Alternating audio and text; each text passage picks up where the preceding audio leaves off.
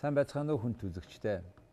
Өнөөдөр манай de facto нэвтрүүлгийн зочноор Чикагогийн Их Сургуулийн профессор энэхүү алдарт номыг бичсэн Why Nations Fail монголоор орчуулсан байгаа. Улс үндэсний уналт доройтлын шалтгаан. За энийг бичсэн хоёр хүний нэг нь ноён профессор Жеймс Робинсон оролцож байна.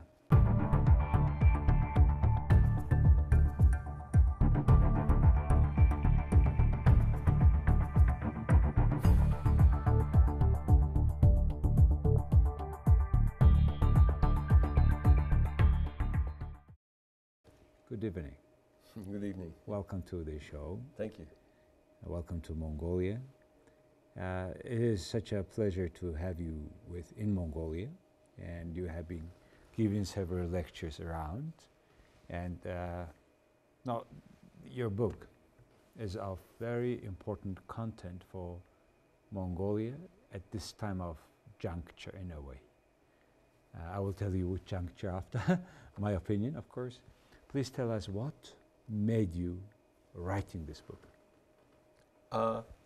Well, the book it's an attempt to communicate to a sort of broad audience, a popular audience, a lot of the scientific research that Professor Ashimolu and I have been doing for the last 20 years. So we've written many scientific papers, but that's very inaccessible to most people. And we think the issues are very important for society and for ordinary people, and we wanted to try to write our ideas up in a way which could find a broader audience, and we could spark debate and ideas and help people understand better the problems of their own societies.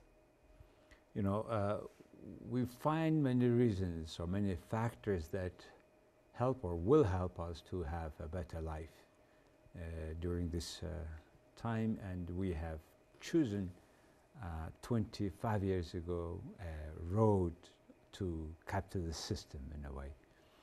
And there's ups and downs, and we see this road is not easy. And at times you think that, why a few are getting rich and the majority are becoming poorer or still remaining poor. And when reading your book, I read it when it came out in English 2012, and then it became in Mongolian afterwards. And in this book you mostly say, correct me if the understanding is not accurate, saying that doesn't matter what is your culture, background, the way you think, but the important thing is not to fail the nation. You have political and economic institutions to be inclusive. Why is that so? Yeah, that's right. I mean, to become prosperous and economically successful, I think economists understand very well what's required. You need innovation, you need investment, you need saving, you need businesses to start, to flourish, entrepreneurship, all of this. And this happens in some countries and not in others, because countries create very different patterns of incentives and opportunities for people. And what is it? We call these the institutions. It's the institutions that create different patterns of incentives and opportunities. And prosperous countries create these inclusive institutions which create broad-based incentives and opportunities in society. And that's what creates innovation. It allows talent to flow to where it's most valued, and other countries create extractive institutions which benefit some people at the expense of society. So that's exactly right. We don't think, in our research and in my experience, we don't see cultural, of course cultural differences are there in the world. Mongolia is a very different society from the United States, but just think within the rich countries, Japan, Sweden, United States, these are very different cultures, but they're three countries that were all able to construct their economic institutions in a way which generated prosperity. So you made a very clear difference between extractive and inclusive institutes. now if you do, you have been doing a matrix 2, and under this 2 category you had economic and political institutes. And also you were saying in your books that first of all, this political institutes make, if it's inclusive, for example, makes these economic institutes to be inclusive. And you have been bringing many interesting cases from Latin America and Africa. Now I'm just wondering, what is the society to, by nature, have first extractive industry, then it develops into the inclusive industry, or vice versa? How does it work? Which one is first? Well, I think most countries in the world historically started off with what we call extractive institutions, and the prosperous countries of the world built inclusive political and economic institutions. I don't think there's one path from extractive institutions to inclusive institutions. The path that South Korea took historically is actually very different from the path, I say, that England took historically. But I do think, and the emphasis on the book is very much on the politics. It's about getting the politics right, that if you get the politics right, if you get inclusive political institutions, then the economics tends to sort itself out. So there are countries that have not gone the way of creating inclusive political institutions and then creating inclusive economic institutions. But our sense is that those cases are rather anomalous. So we emphasize very much the politics first and then the economics. Let's take the case of Russia, for example. How do you see that, the combination of that 2 types of institutes in Russia? Well, I think that's an interesting case. If we're talking about the transition from socialism, in the 1990s, I'd say Russia was a society which had extractive economic and political institutions. It had political power narrowly concentrated. It had a fairly, the state was very effective in some dimensions, but in other dimensions it was horribly ineffective. And it had, a very extractive economy that systematically blocked people's opportunities and incentives. So in the 1990s, what did you have? You had a transition to a much more inclusive political system, but it was a failed transition, I would say. It's a transition that went into reverse. So it was a partial transition towards inclusive political institutions, which didn't consolidate and didn't culminate in a real movement to inclusive political institutions, but actually went into reverse, within a decade, really, before that could happen. So then you think now the Russian institutes are mostly extractive institutes? Institutions, politically and economically. I'd say so. I mean, it's important here, to not sort of confuse extractive industries and extractive institutions. So Russia has a lot of wealth generated by natural resource extraction and people's extractive industries. See, even I'm doing it. But our emphasis is on, institutional structures and how they create patterns of incentives and opportunities. So you can have a society based on natural resource wealth which has inclusive economic institutions. Like Chile. Like Chile, like Norway, like Botswana. In Africa. Yes, exactly. But you can have extractive industries with extractive economic institutions more broadly. And I would say, that's the situation in Russia now. I mean, it's a complicated picture, but I think there's no doubt that political institutions have become much more extractive. There's very little freedom of the press. There's, very little political competition. The government harasses and represses its opponents. It murders journalists. It murders its opponents. I think it's become a de facto, personalistic dictatorship in Russia, it seems to me. Okay. How do you find in that matrix position of China? Well, China is an interesting case. China is a case where its economic growth since the late 1970s has corresponded to an enormous improvement in the inclusiveness of the economy. So economic institutions became much more inclusive starting in the late 1970s.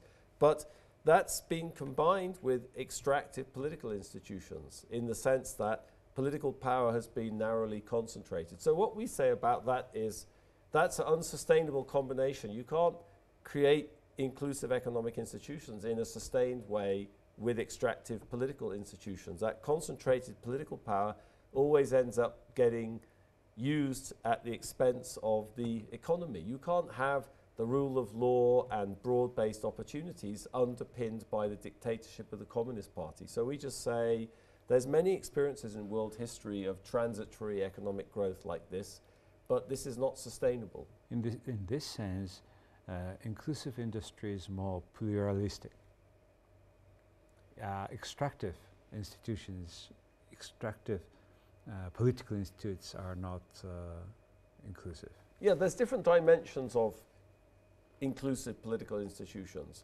One is, we emphasize a lot the effectiveness of the state, having an effective state with capacity. And to some extent, China certainly has that. Not too much. It can build infrastructure, it can't stop corruption, but it can do some things well. Well, they are trying to stop the corruption. Do you think they will succeed? No, of course not. No. Why not? Well, because the powerful people benefit from it too much.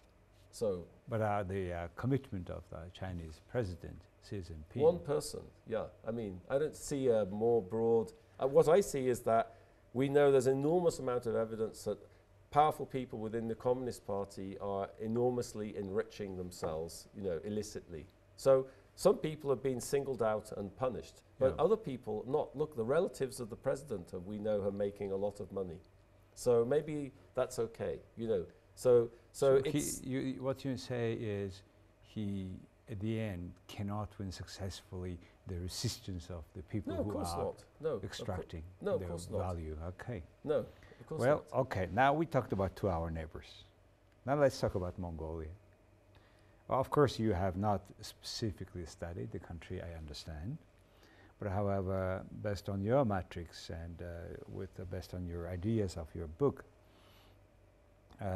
let's talk about, for example, in Mongolia there are several extractive industries, like Mongolian political parties. We find that, let's say, their financing, for example, campaign financing. These political institutions are political parties, right? They are not as transparent as we want to see, Mongolian government institutions now, they have a new law which is called glass purse, which they must announce how much they spend, what kind of income comes, where they spend for. But this doesn't cover political parties. Then political parties are institutions that take power at the end through the election. Can we have a complete inclusive institute with this sort of situation? American Express card says a lot about your reputation. You will be welcomed with respect wherever you go when you have a green card. One of the world's most valuable brands. American Express Green Card, brought to you by Glum Bank.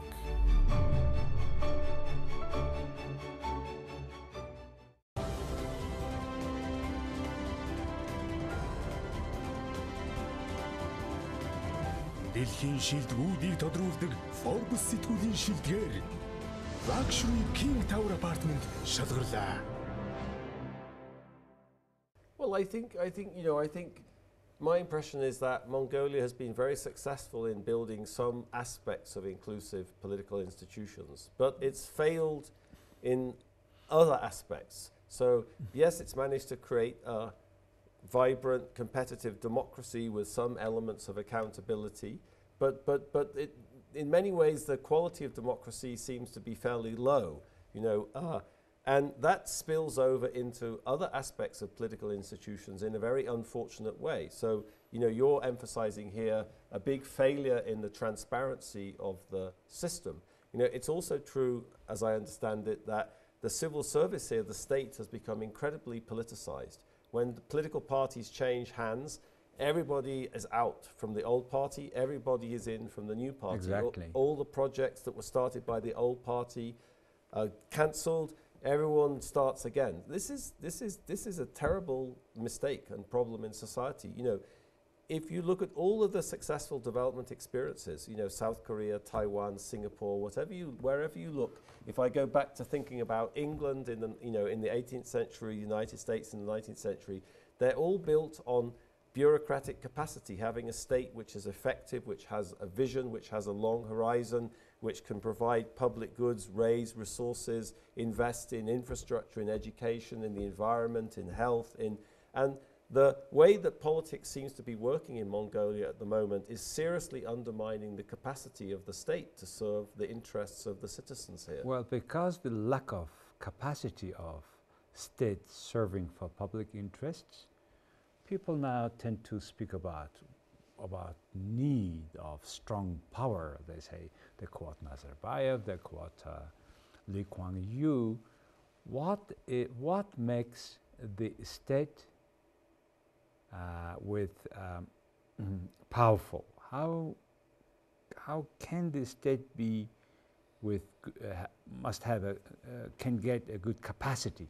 I think that's a political project. I don't believe too much that having a strong autocratic leader is going to help Mongolia. You know, of course, you can point to people in history like Lee Kuan Yew, who you could say, you know, played an important role in developing their country. But for every autocratic leader like that who developed their country, there's 50 who impoverished their country. So what sort of autocratic leader are you going to get? You know, how do you know you're going to get the sort that wants to build his country rather than impoverish and steal everything? So what you are saying is, through inclusive institutions, we can create the state capacity that serve the people. Yes. This is a much more reliable way of creating prosperity than hoping for some enlightened autocratic leader. Yes, exactly. There are political problems in building an effective state, and we've been discussing some of them. But the point is that this is to the detriment of society. So civil society has to complain. Civil society has to protest. The media has to protest. There has to be some recognition that this is very bad for Mongolia development prospects, for the welfare of its citizens. And also, the political parties, often my impression is that they become a victim of their own game in some sense. And they need to sit down and they need to talk to each other and they need to think about and deliberate whether what's happening in this country is really for their own collective benefit. That's a very good point, where this sort of extractive nature of hiding their financial income will hurt the political party itself at a certain point. Yeah. Okay, let's talk about economic institutions now. Economic institutions, when it's extractive, you were saying that this it is a tilted playing level.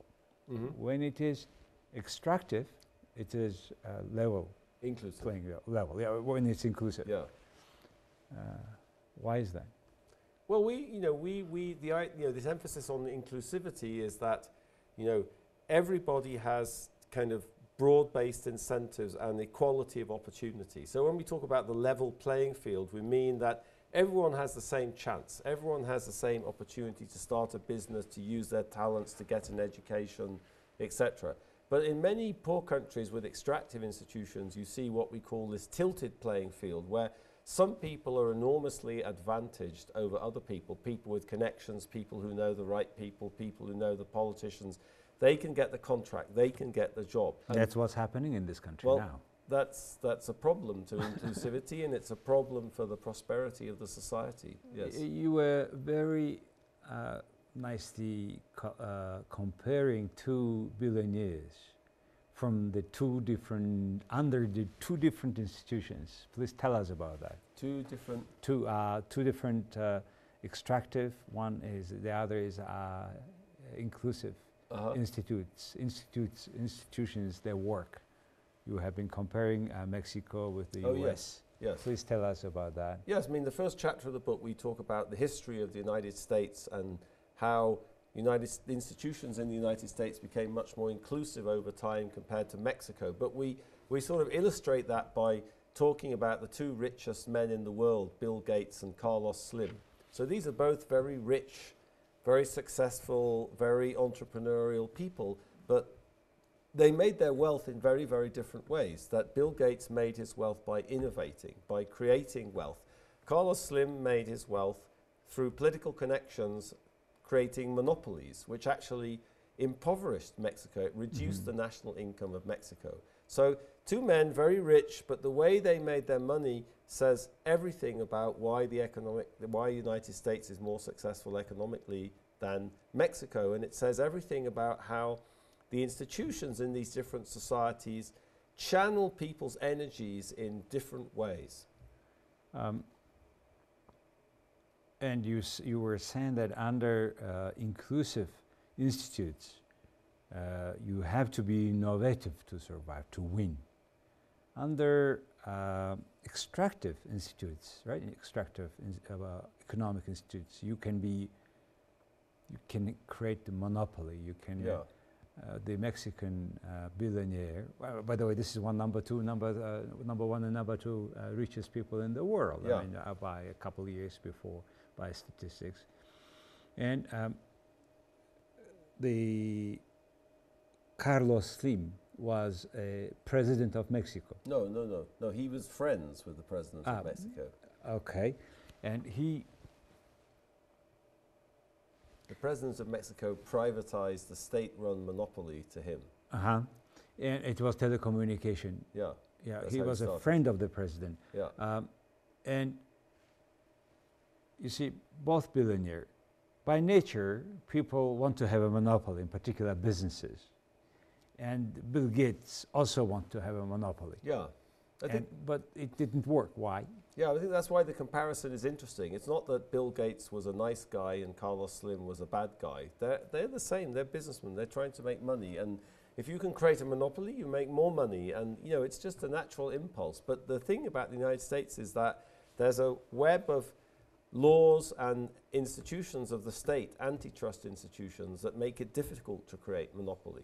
So they sued Gates. They fined Gates for trying to establish a monopoly. They dragged him to Washington, D.C., and they made him give testimony.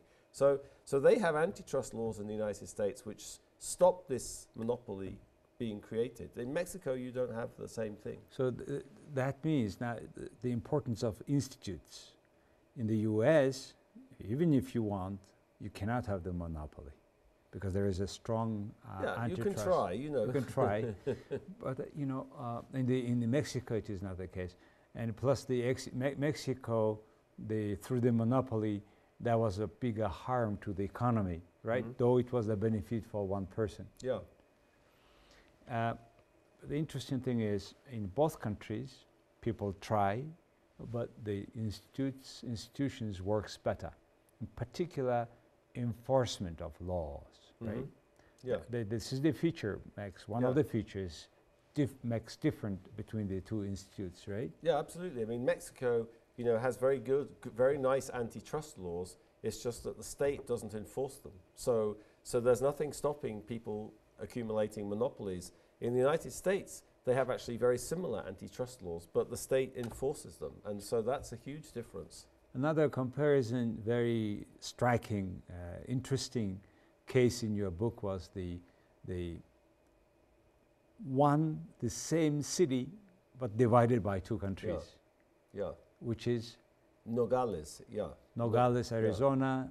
Yeah. And Nogales in Sonora in Mexico. Sonora, Mexico. Yeah. And you were comparing that, there was just only one fence. But in the north part of the fence, you have access to health care, you have access to roads, sanitation, everything. In here, you don't know what's going to happen tomorrow with you. Yeah. And the principle, the particular, this major line that makes difference is, again, institutions. Yeah, I mean, we use that example and we use other examples sort of like that to sort of say, you know, here's a context where you're really holding constant many of the factors in economic development that other people think are important, like geography or even culture. You know, if you go to so, you know, if you go to Nogales in the United States, it's full of Hispanic people. Everyone is speaking Spanish. The food is Mexican. You know, it's not so different culturally, either side of the fence. But what's different are the institutions. That north of the fence in the United States, people have access to very, very different institutions, and that creates very different patterns of incentives and opportunities that creates much more wealth north of the fence than south of the fence. I remember my trip to El Paso in Texas, and I've gone through the border to China, to Mexico, to Ciudad which Juarez. was this is Juarez. The same Ciudad difference. Juarez, very similar, And that's why, from what I take from the book is the key is those economic and political institutions to be inclusive. So what does it take to get them inclusive? Well, that's a political process. It's not a technocratic process. It's about, you know, it's a political decision to change the way things work. I think that, you know, in the book we talk about many examples where, you know, you have a very extractive society. How can that change? Well, the people running that society have no incentive to change it. You know, they're doing well. And I think mostly, you know, to see a movement out of a very extractive regime, what you need is popular mobilization, like the Arab Spring, you know, like the types of protests that took place in Eastern Europe, you know, as the Soviet Union kind of unraveled. You know, if I look at the history of my own country, England, at the struggle for inclusive institutions, that takes a lot of conflict, of popular mobilization, collective action, civil society organizing to protest about the way things work.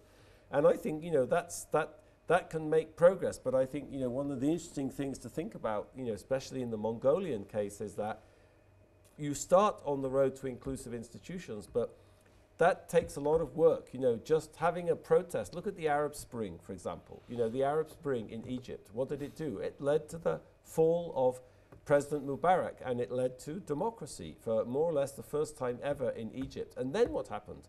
The military overthrew the democracy, and now you're back to where you started, okay? So you know, in Egypt, there was a movement towards more inclusive that lasted, what, less than 2 years? And then everything is back to where you started. So that's certainly good lessons for any other democracies, that you don't take it granted, the sort of achievements. You make sure that you nurture the tree of democracy. Absolutely, you work on that. Yeah. A few words about, I would like to ask about you. You are British. You have done a school, London School of Business, right? No, what's your school? London School of Economics, right? When as a student. As a student. Yes. And what made you to move to the US? Oh, just, you know, I wanted to do a PhD, and I wanted to do a doctorate and become an academic, and it just seemed that there were so much more opportunities in the United States. You know, for example, money. There was funding. You know, it was very difficult to get funding in those days to do a PhD in England. But in the United States, there was money to study and be a student. And I think the United States is such a kind of powerhouse in so many ways, in industry, you know, in academia. There was just something very appealing about trying to do that and trying to see if I could succeed in that environment. But I have to say, I would never have done it had it not been for my professors, who were incredibly encouraging. I was taught by several professors who'd all studied in the United States, and some of them taught in the United States, and they just told me, do it, go for it. And so since that you are living in the US and working there? Yeah. Okay. Family? Yeah. Your family? Yes. Is also from the US, right? No, they're not. No, they're not from the US. No, my wife is from Colombia in South America. Children? Yeah. Yes. They're American citizens, they're children, but I'm not. Yeah. Okay. Last question on your co-author. Yes. How you have met him and why the book came out? We met in 1992 when he was a student at the London School of Economics. He did his doctorate at the London School of Economics, and I just finished my doctorate, and I gave a job talk to try to get a faculty position at the London School of Economics. So we met. He came to my seminar, and we met then, and we became friends, and we realized we had a lot of ideas and interests in common, and then we started working about 2 years after that. So we've been working for 20 over 20 years now at this point. Certainly, it is great collaboration and cooperation, in particular with this fruit like this book. Yeah. And I would like to thank you and your co-author for this book, and also thank you for coming to this show to discuss these issues we have covered just now with my audience speaker. Thank you very much. My pleasure, yes, my pleasure. Thank you. Thank you. За хүн төлөгчтэй өнөөдөр манай de facto нэвтрүүлгийн зочноор Чикагогийн их сургуулийн профессор ноён Жеймс Робинсон оролцлоо. Их баярлалаа.